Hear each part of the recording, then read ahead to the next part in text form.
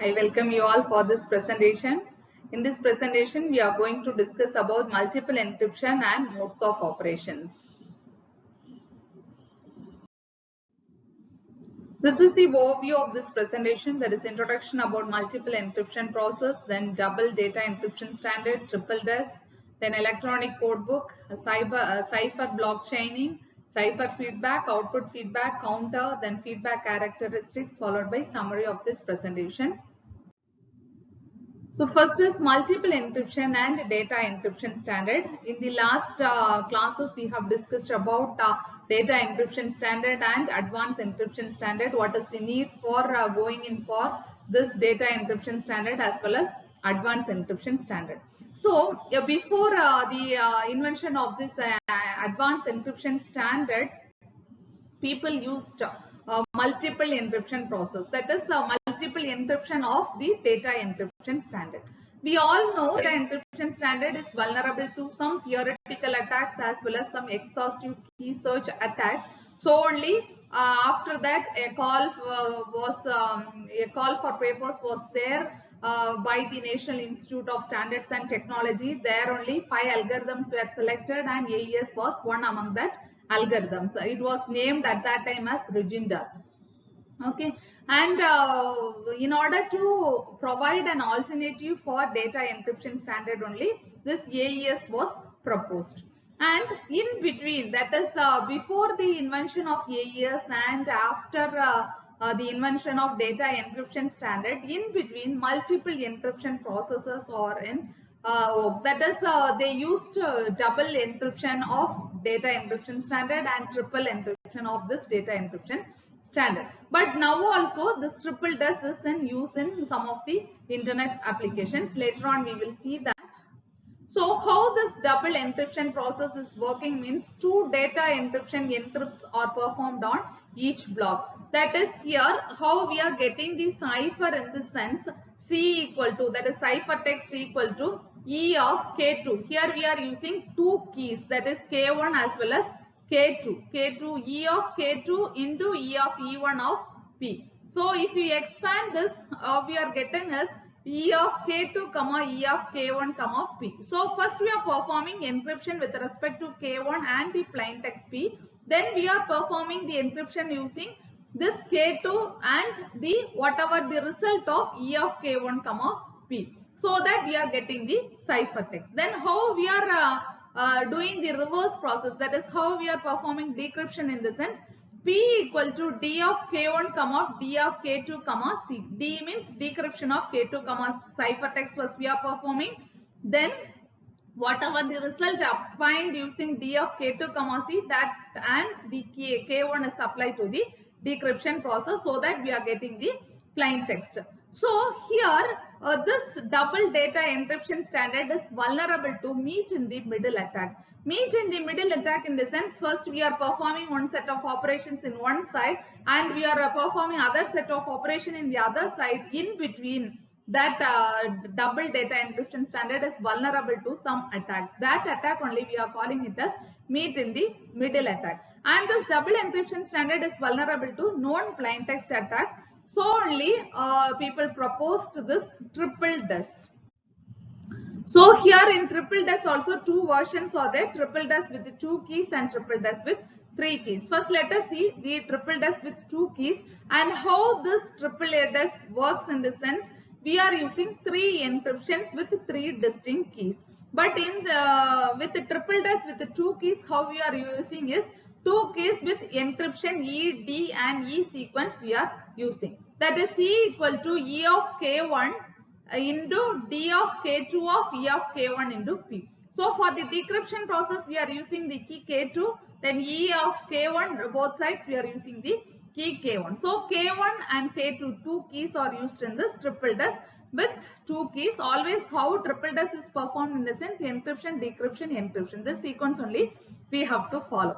Suppose if K1 equal to K2, then this triple DES with the 2 keys looks similar to that of a single data encryption standard. And currently in this triple DES there is no practically some attacks are not possible, but it is vulnerable to some known plain text attacks also here. So only they are going in for this triple dash with 3 keys. So in the triple dash with 3 keys are used. 3 keys are actually whatever the vulnerability possible with respect to data encryption standard or practically impossible only. But uh, uh, just data encryption standard as a triple dash with 2 keys is vulnerable to some attacks. But it is practically infeasible, but it is still vulnerable to some attacks. Only we are going in for this triple dash with 3 keys. So this triple dash with 3 keys more secure compared to single dash or double dash or triple dash with 2 keys. Here we are using 3 keys, that is K1, K2 and K3. What sequence we are following in this triple dash? E, D and E sequence we are following. So the keys also we are using like K3, K2, K1. So how we are getting the ciphertext in this triple dash with 3 keys in the sense C equal to E of K3 of D of K2 of E of K1 of P. So how we are performing this process? First we are applying the encryption process with the help of key K1 and the plaintext P. Then whatever result we are getting, that is applied to D of K2 comma the result of E of K1 and P. Then this E of K3, encryption of K3 with respect to the result of D of K2 of E of K1 of P, that we are applying, so that we are getting the ciphertext. And this triple dash with the 3 keys is providing more security compared to other disk versions. And it is now also it is used in some internet applications like PGP, that is pretty good privacy, and SMI. So this PGP and SMI later on in the 5th unit we will be discussing about PGP and SMI. In that case, while discussing PGP and SMI, we will be discussing in detail about how triple dash is used with 3 keys in these internet applications. So this is the pictorial representation of how this data encryption standard, triple data encryption standard is used. Here plaintext is passed with respect to key K1. We are performing the encryption process. Then the result is, we are naming it as A. Then it is passed to D. So with the help of A and key K2, we are performing the D operation. Then we are getting B. Then this B and K3 is applied to E, so that we are getting the ciphertext C. So the reverse process, the decryption process, the ciphertext is passed. Here DED sequence we have to follow. But the key also you see here you have to use K3, then K2 and K1. So finally we are getting the plain text. And the effective key length of this triple dash is 168 bits. Next, we are going to discuss about modes of operation. Why we are going in for this modes of operation in this sense? In order to enhance the performance of the cryptographic algorithms only, we are going in for this modes of operations. And this block ciphers always encrypt some fixed size blocks. You know that in the DES, always it encrypts 64-bit blocks with 56-bit key. And generally we need some way to encrypt or decrypt some or arbitrary amounts of data in practice. So only this National Institute of Standards and Technology proposed 5 modes of operation, and they have given name as SP800-38A as these 5 modes of operation.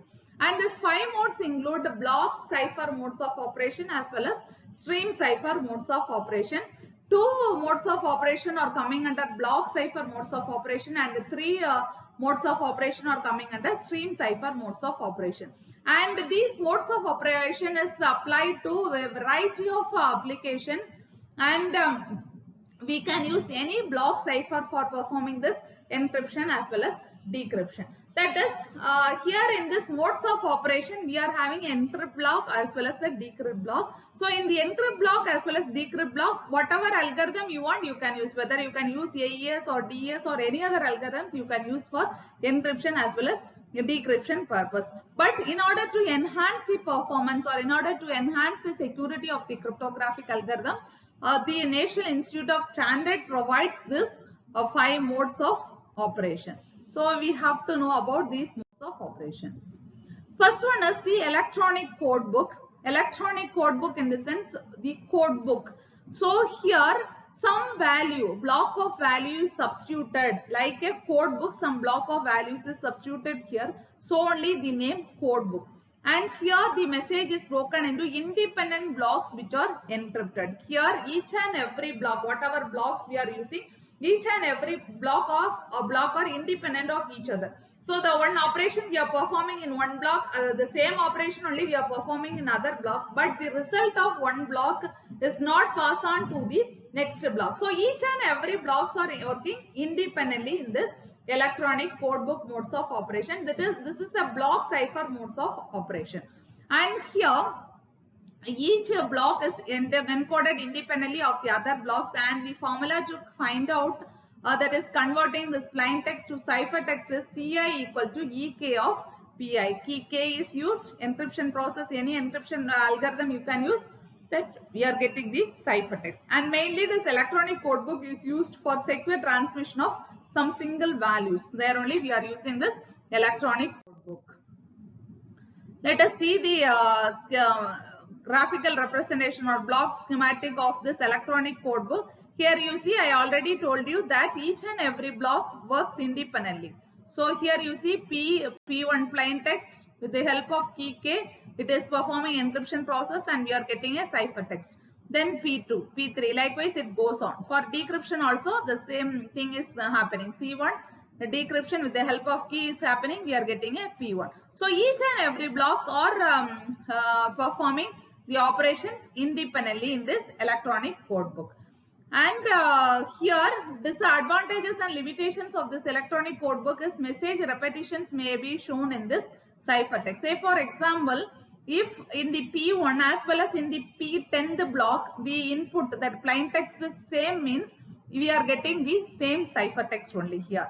Here there is no change, whatever the input, same for same input in the plain text, we are getting the same output in the sense for block 1 as well as block 9. If the plain text is same, then the same, that is not same as set of plain text, cipher text we are getting, and so cipher text of this block 1 as well as for block 9 we are getting the same cipher text for the given plain text.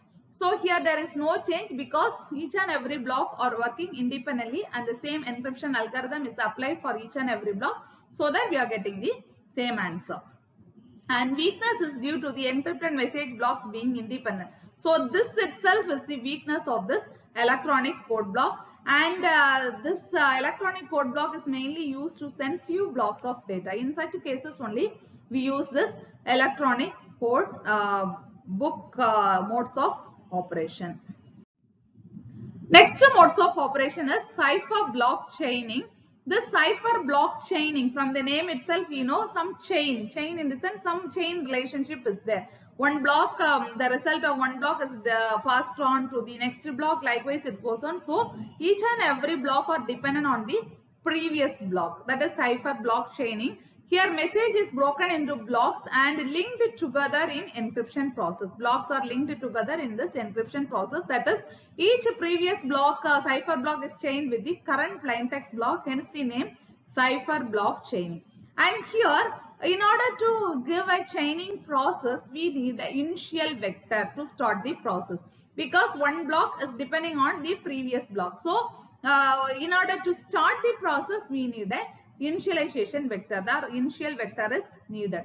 So the formula to compute is Ci, cipher text, equal to Ek of Pi XOR Ci minus 1. So Ci minus 1 is the previous blocks. So in the first block what you are doing, C minus 1 equal to initialization vector we are using. It's also a some value only, initialization vector, and the sender as well as the receiver has to mutually create an initialization vector, or through some third party they have to get the initialization vector. And here the main use of the cipher block chaining is for bulk data encryption, and it is used in some authentication applications as well. This is the block schematic of the cipher block chaining. Here you see the initialization vector is passed here, that is plain text P1 is there. This is the first block, so this P1 is XORed with the initialization vector. The result of this initialization vector XOR P1 is passed to the encryption process. What we have seen in the electronic code book, Directly plain text is passed to the encryption process. So with the help of the key we got the ciphertext. But here what we are doing is we are performing an XOR operation with the plain text as well as the initialization vector. Then the result of that only is passed to the encryption operation. Then the cipher is passed to is passed to the next block. So it acts as a initialization. First block acts as a initialization vector. From second block onwards, the previous process cipher text will be passed. So in the second block, what we are doing is plain text XOR C1, because Ci minus 1, the result of that is passed to the encryption process. Likewise, it goes on. So here some chain relationship is formed. So only cipher block chaining. So cipher is passed to the next block. So only it is forming a cipher block chaining mode of operation.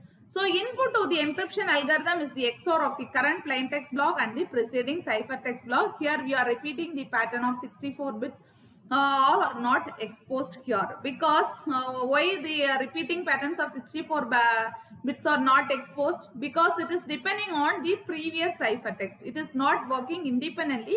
If it is working independently, then only we will be getting repeated patterns. Here, if the same plain text is given in P1 and the same plain text is passed on in P9, but we are getting different ciphertext in C1 as well as in C9. So only the cipher block chaining. So it is giving some more security compared to this electronic code book. That is here the attacker can't find out whether the same plain text is given, means also we are getting a different ciphertext. So the attacker has to face some difficulties in obtaining the plain text.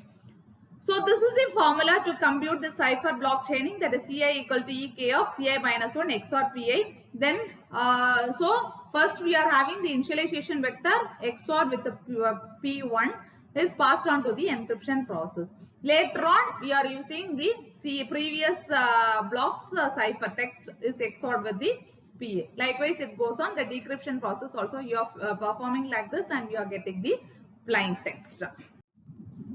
So here in the cipher block chaining, message padding is needed. Message padding in the sense, suppose we are performing the encryption process. Here it is of block size, right? Here it is a block modes of operation. So in the last block, if we are not having, say for example, we are using a 64-bit plain text algorithm, that is does always take 64-bit plain text. So if we are using algorithm like this, in the last block, if you are not having 64-bit, you have to pad it to make it as a 64-bit. So how we are padding is pad either with the known non-data value, that is nulls we can use it, or pad last block along with count of pad size. So any methodology we can use it to pad the bits. So padding is required in the cipher block chaining. Advantages and limitations of the cipher block chaining includes, here the ciphertext block depends on all blocks before it, and any change to a block affects all following ciphertext blocks. So and here we need a initialization vector, because in order to start the process we need the initialization vector, which must be known to sender as well as the receiver. If the sender and receiver knows, then only in the receiver side the receiver has to use the initialization vector in order to extract the plain text. So the initialization vector must be known to both the sender as well as the receiver. If sent in clear, attacker can change bits of first block and change initialization vector to compensate. So hence initialization vector must either be a fixed value or must be sent encrypted in electronic codebook mode before rest of the message. So how we have to send the initialization vector to the receiver in the sense, here how we are sharing the key between both sender and receiver. The same procedure also we can use. Otherwise the sender has to create it and he has to perform some encryption process and he has to share it to the receiver in order to obtain the initialization vector by the receiver. Next is some stream modes. So because so far we have discussed block modes of operation, that is electronic codebook and cipher block chaining or block modes of operation. Next is stream modes of operation. Stream modes in the sense, here everything works with respect to bits.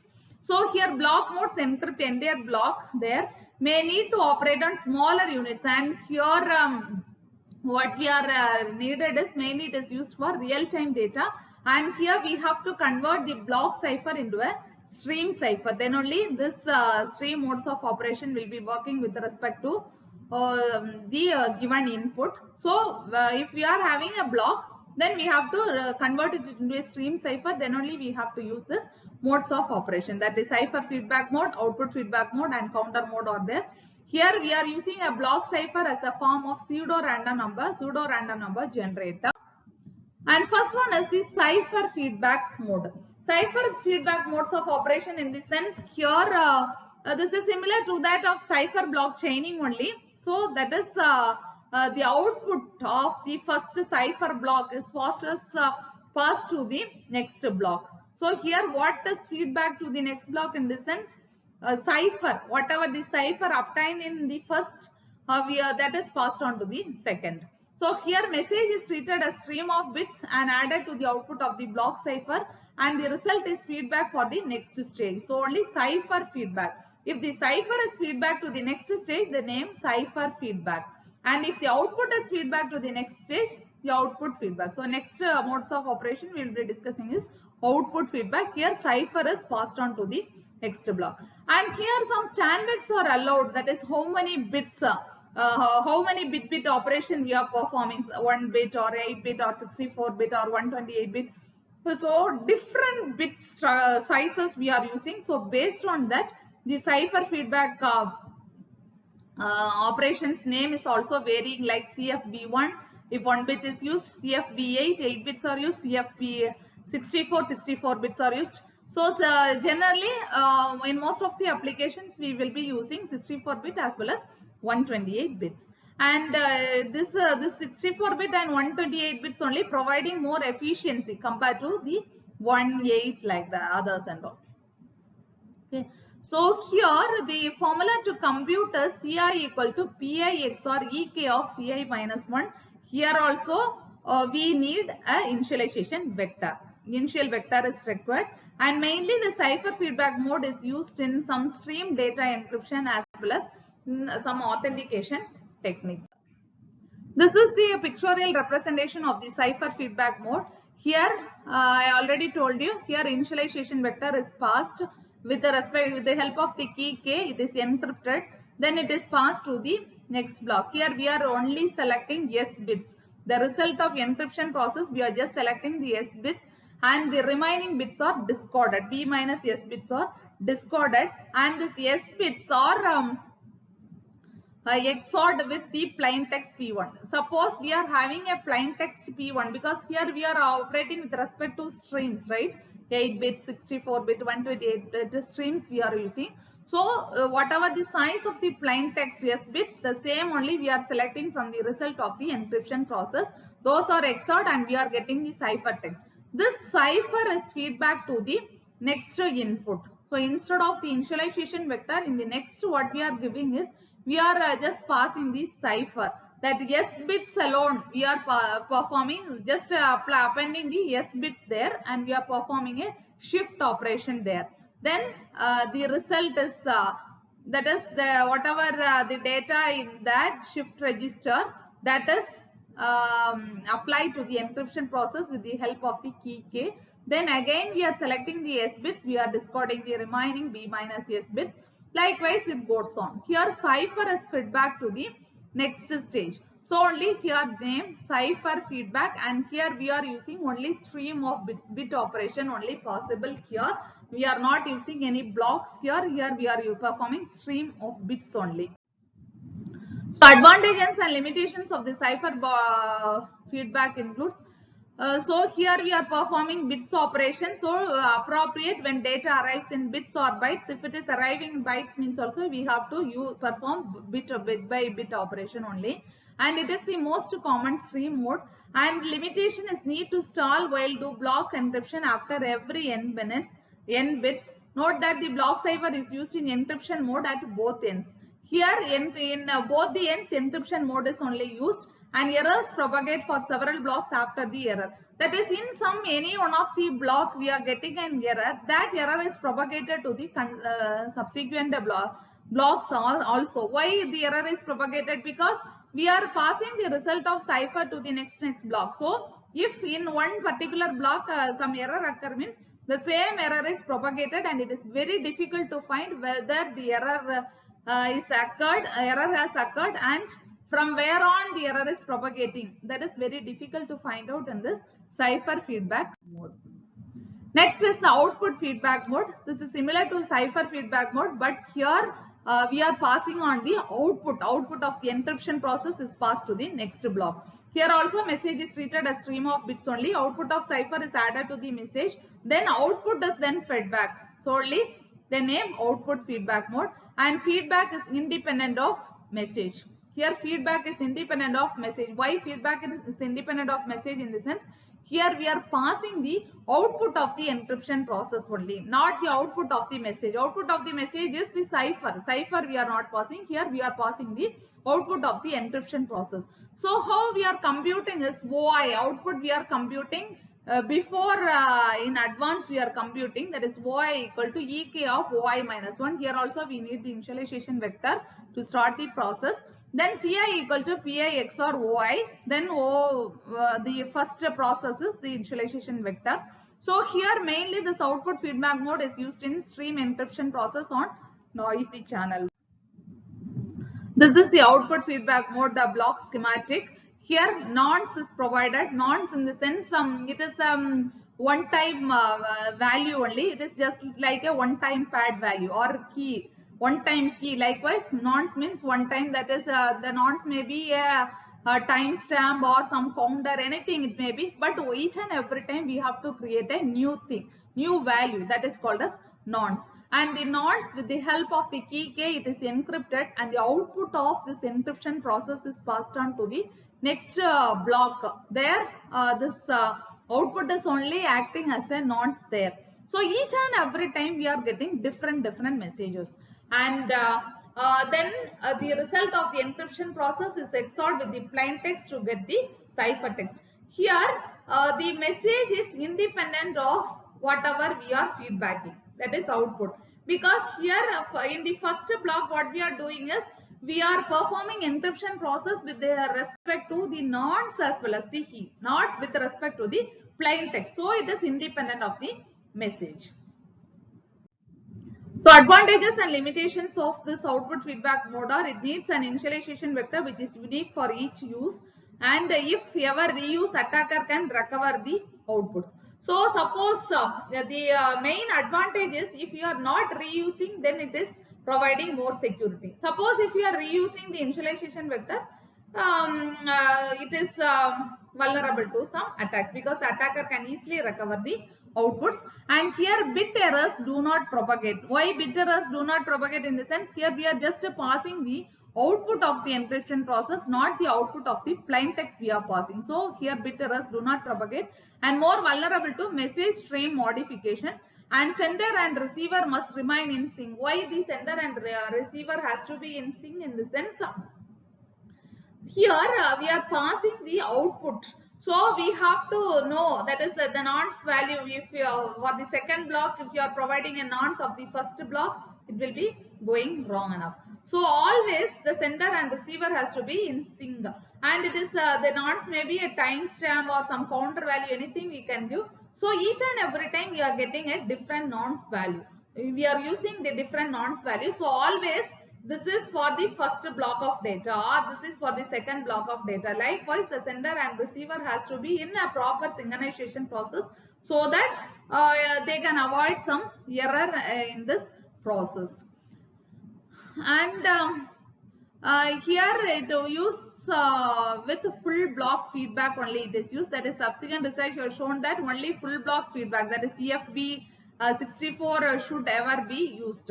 That is, here it is similar to output, that is cipher feedback, but here the only thing is we are passing the output of the encryption process to the next block. Other than that, some feedback is passed, but here output of the encryption process, it is independent of the plain text in this output feedback mode. Next is counter. This is similar to that of output feedback mode, but encrypts counter value rather than any feedback value. Here encryption process is happening with respect to the counter value. So first this counter value, initial counter is a nonce only, new value is given, and each and every stages the counter is incremented.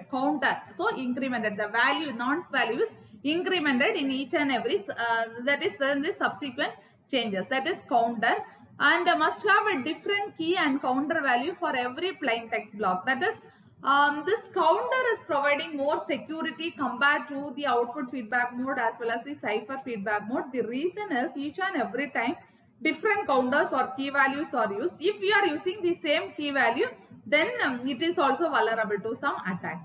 That is here OI equal to EK of I, that is CI cipher text. How we are getting is plain text XOR with OI, and mainly this counter is used in high speed network encryptions only. This counter mode of operation is used. This is the block schematic of the counter. Here what we are doing is the counter is there, nonce is encrypted with the help of key.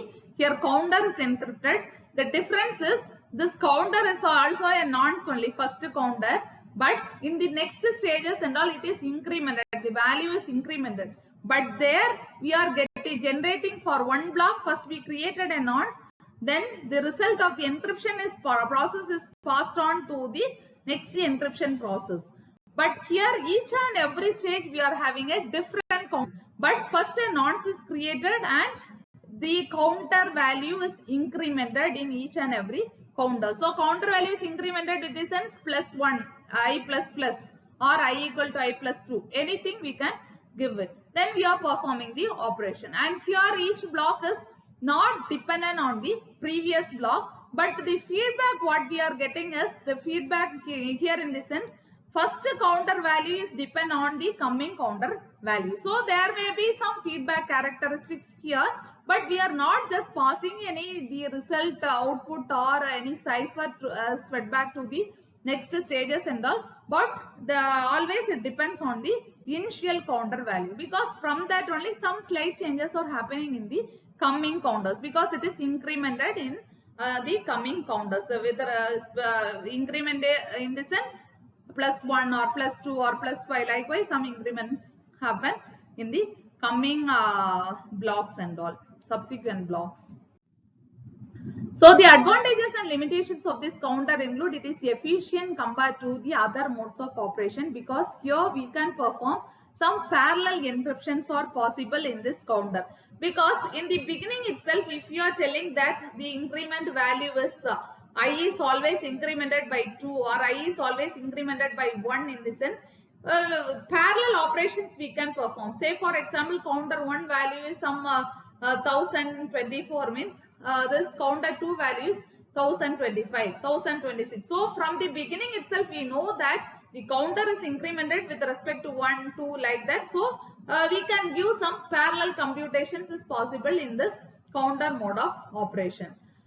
And it is good for bursty high speed links only. It is used for high speed communications and all. And the random access to encrypted data blocks is possible, and it is providing provable security. Compared to other modes of operation, it is providing better security. But we have to ensure that when it is providing better security, in the sense we have to ensure that we are not using or never using the key or counter values. Otherwise, if you are using the key values or counter values, it is also vulnerable to some attacks. So always, if we want to provide perfect secrecy, then we have to use a one-time pad or a non-one-time key value or a timestamp. Something we have to use that is not repeated. So only we are why we are going in for this timestamp, counter and all. They are one time. The timestamp, in the sense the time is not repeating. This day, this particular time, it is unique. Later on, it is not coming. The same particular day, that is 19th October, 2 o'clock. It's not repeating on the subsequent days and all. So only that time itself is possible. So one time value. So only we are just providing the timestamp as a nonce or a counter value as a nonce. Likewise, we are giving. So these are some of the feedback characteristics, whatever modes of operation we have discussed, except the electronic codebook. Other modes of operations are providing some using some feedback mechanisms. That is, whatever the plain text we are having, that is stored in the input register. And input from the input register, based on the number of blocks. So suppose our encryption algorithm is handling 64-bit plain text at a time, means from the input register first 64-bit is taken first, then the process happens, likewise it goes on. So always the input is stored in the input register and the output is stored in the output register. From that only we are performing all the operations. So in the cipher feedback chaining, we are just feedbacking the cipher. So it is creating some chain mode of operation. That is, in order to start the process, we are having the initialization vector. Likewise, we are having cipher feedback mode. There, cipher we are feeding back to the next stage. Then output feedback mode, the result of the encryption process we are feeding back. And in the counter, why here we are telling, here also we are having some feedback in the sense, always the counter, second, third, fourth counter and all are depending on the first counter. Whatever the initial value of the counter, from that only we are incrementing the value of each and every counter. So there also we are having some hidden feedback characteristics available. But compared to other blocks, this counter we can perform some parallel processing is possible. So it is providing some efficient performance compared to other modes of operations. So in this presentation, we have discussed about the multiple encryptions like double test, triple test with 2 keys and triple test with 3 keys.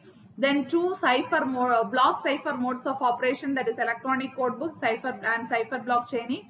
And 3 stream cipher modes of operation, that is cipher feedback, then output feedback and counter mode of operations. Then the feedback characteristics.